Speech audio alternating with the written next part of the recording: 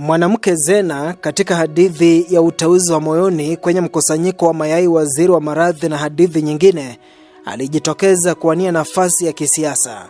Katika kampeni zake, Zena aliwapa wapiga kura sera ambazo ni za kweli na alikuwa mwanasiasa mkweli.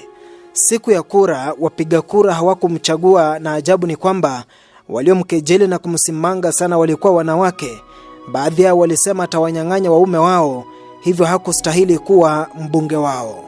Katika hadithi ya uteuzi wa moyoni, tunajifunza kuwa adui wa mtu ni mtu na adui wa mwanamke ni mwanamke.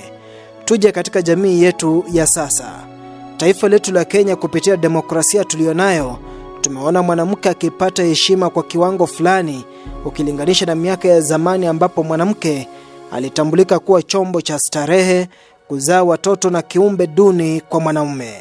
Sauti ya Kipenga inawapongeza wanaume ambao wanawapa nafasi wanawake, wanaume ambao wanatambua mchango mkubwa wa wanawake, na wanaume ambao wanajua thamani ya mwanamke, hasa aliyefuzu kimaadili, kimtindo na kielimu.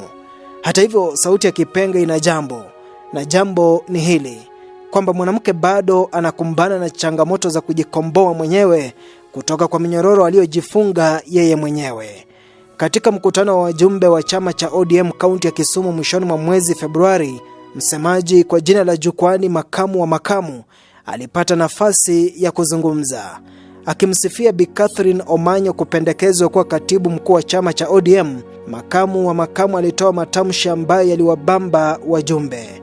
Walicheka kwa sababu aliwachekesha, wakafurahi kwa sababu aliwafurahisha. Sauti ya Kipenga inashangaa kumwona Bi Catherine Omanyo akifurahia matamshi haya ambayo yalimlenga yeye na vilevile yakamdhalilisha.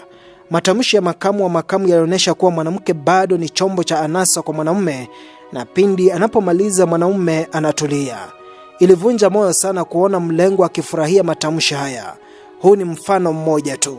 Wanasiasa kama Junet Mohamed mara si moja wanatumia matamshi ya kutaja sehemu nyeti, wafuasi hushangilia na kucheka.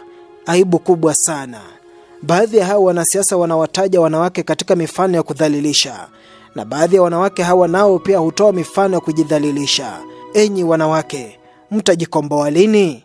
Tuseme hivi, kampeni na juhudi za thuluthi mbili ya kijinsia haitafaulu iwapo wanawake watakubali kutumiwa katika mifano ya kukejeli, mifano ya aibu na kufananishwa kama vyombo vya anasa, halafu wao wenyewe wanafurahia utadhani wanapewa sifa.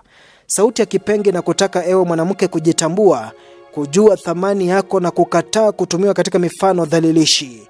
Sauti ya Kipenga na mkosoa Catherine Omanyo kwa kufurahia matamshi ya Makamu wa Makamu na kumkumbusha kwamba mtandao hautasahau. Tumepuliza Kipenga. Mimi ni Nelson Songa.